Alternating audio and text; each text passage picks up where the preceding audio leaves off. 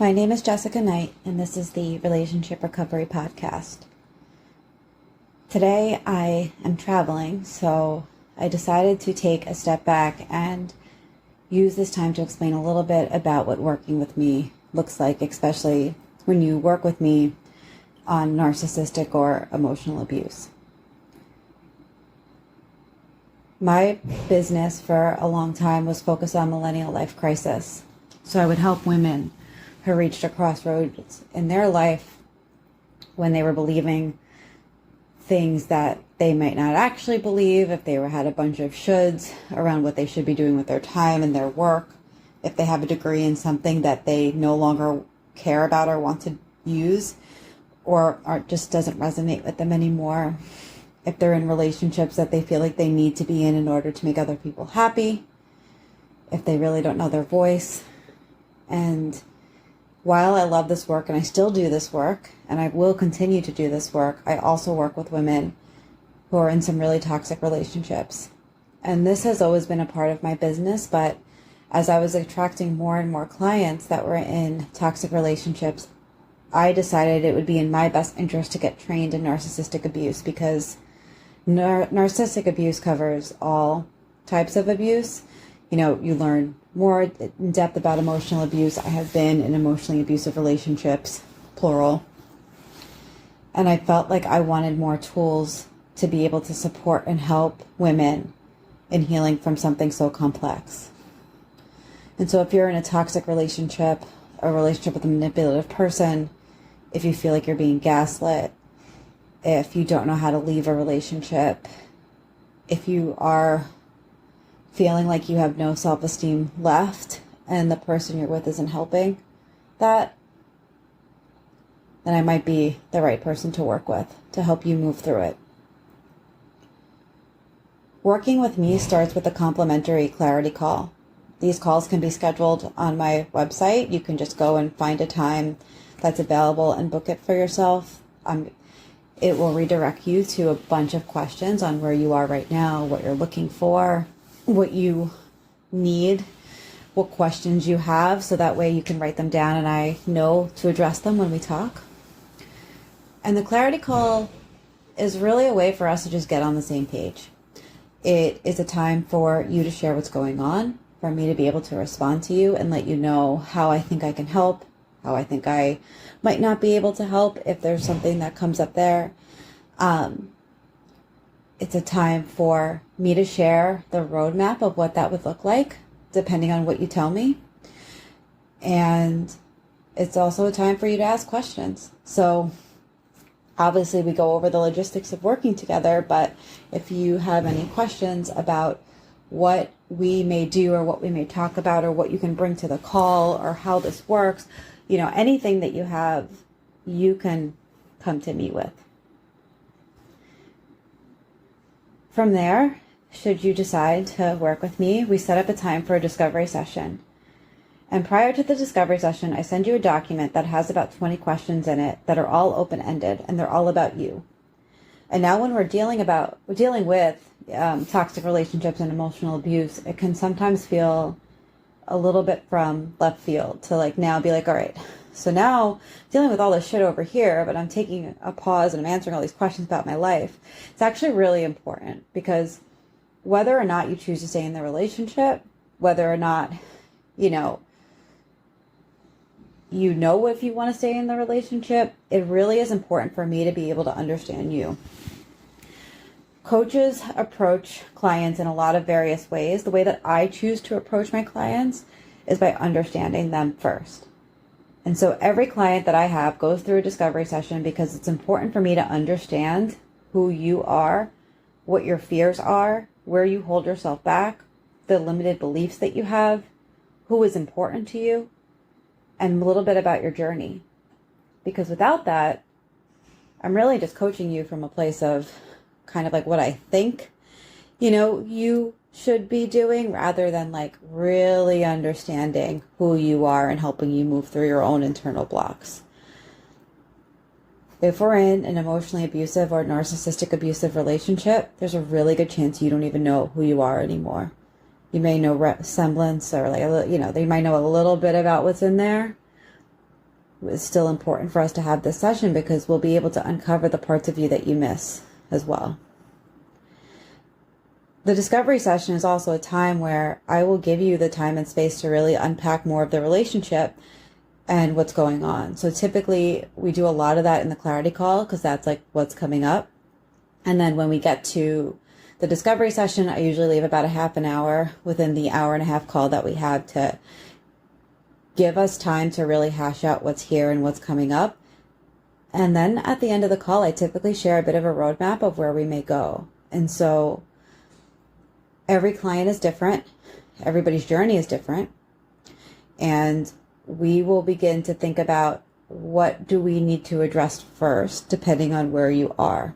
So for example, if you are not safe, that's the first thing that we're going to address. If you are not mentally safe in this relationship, that is the first thing we're going to address too. If you are not sure if you want to stay or go, we will work on right-sizing your reality and seeing what's actually here and what's going on right now. If your self-esteem, or if I could tell your self-esteem is really, really low right now, that it usually manifests in being unable to make decisions, being able to really articulate where you are and how you feel, maybe articulating how you feel, but then second guessing it. We will work on that. But like I said, every client is different, but I will do my best to tell you what I think we might do so that way you get it. Like you kind of know what you're signing up for and you know what the support looks like. After that, we really meet you where you are. So whether or not you work with me on millennial life crisis or if you work with me on emotional abuse, you are still the author of our calls. I might have an idea of where we should go and what we should talk about based on what is going on for you, but you are always the author. When you come to the call, you can feel free to bring anything that you want to the call. There isn't anything I have not talked about. And I really mean that. Like I have talked about like the full range of the human experience. And so like you can feel free and comfortable to come to me with whatever is coming up, whatever fears you have that are going on, and we can meet you exactly where you are and help you through what you need to move through that day. If there is something that we had accountability pieces on and we're kind of sidestepping that because there's a bigger topic, there's other ways that you and I can communicate and we can still touch on those things just outside of the call. That being said, I set up a Slack channel for all of my clients. It's a private channel between me and you so that we're able to communicate. And the communication outside of the call is usually about once a day. I can't respond as much as I'd like to, and sometimes I can. Like sometimes there are times where, I don't have like a bunch of clients in a row, or I'm able to just like send back a bunch of messages. But like generally speaking, about once a day, I will respond to you. So if stuff's coming up, you can tell me. I'm here. I want to hear it. If there are some agreements I set up with clients that if they are working on setting more boundaries and they need to send me some screenshots of what's going on, or if they need some support, you can send it to me. These are things I want to be able to be there for you for. A lot of people don't understand emotional abuse. A lot of people will tell you what you need to do. I am not going to do that. I'm going to meet you where you are. And so sometimes having that little support, that validation goes such a long way when you felt like you couldn't talk to anybody before that. I just want to expand on that a little bit. I'm not going to tell you what to do. That's not what coaching with me looks like. That's not what coaching should look like regardless. But the only situation in which I would have a firm boundary with you is if you were unsafe. That's it. In emotional abuse, mentally speaking, you are probably unsafe, but you are physically safe. And so we would figure out kind of like where you are with that. But I will not tell you what you need to do unless there were like threats coming at you. You need to do whatever it is that you need to do. This is your journey. This is your battle. Not one person could tell me what to do when I was in it. They would give suggestions. They would get mad at me when I didn't follow them, but they could not tell me what to do because I just didn't do it. Everybody has to go on their own journey. We're all in a trauma bond right now if we're in an emotionally abusive relationship. So I'm not going to tell you no contact. I will tell you no contact if that's what you are wanting. And then I can find ways to support you in that. I also will not tell you that you have to leave. That's a very, very personal decision. My goal will be to help you to feel stronger and safer if you choose to stay with some strict boundaries. It's in my first podcast, or my second podcast, that an abuser is not going to change. He's not, unless he's doing the work. But there are ways in which that you can change conversations around, or the way that you're speaking around, to make it known that you're very serious about this and that you want to see a different kind of change. So if you are choosing to stay in the relationship, I would support you in that. I will meet you where you are. I'm not going to tell you what to do.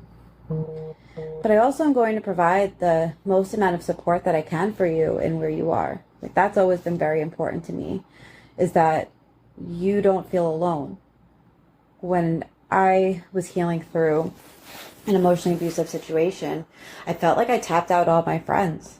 And I also felt like people were so strong in telling me what I need to do and should be doing.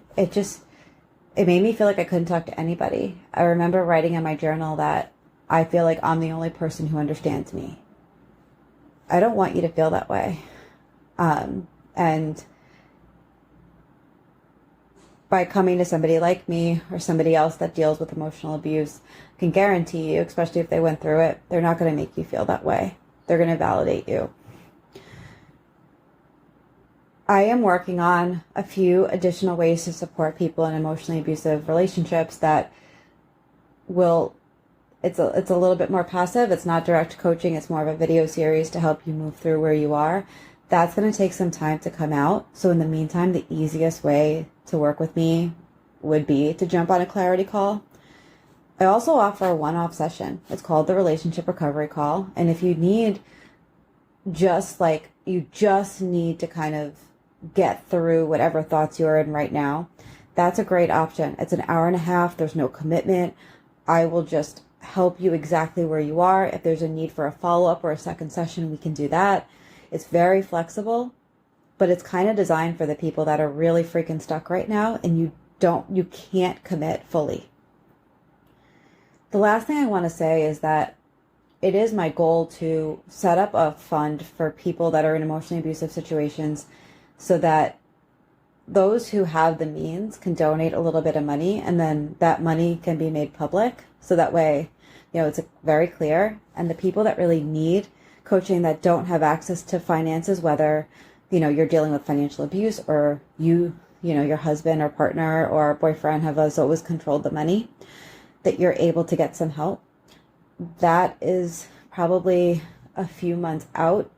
But if that's something that you need, reach out to me now at jessica@jessicaknightcoaching.com, and I'll add you to a list. Thank you for listening to this today. I'm just going to go through some of the ways to get in touch with me. Instagram @jessicaknightcoaching.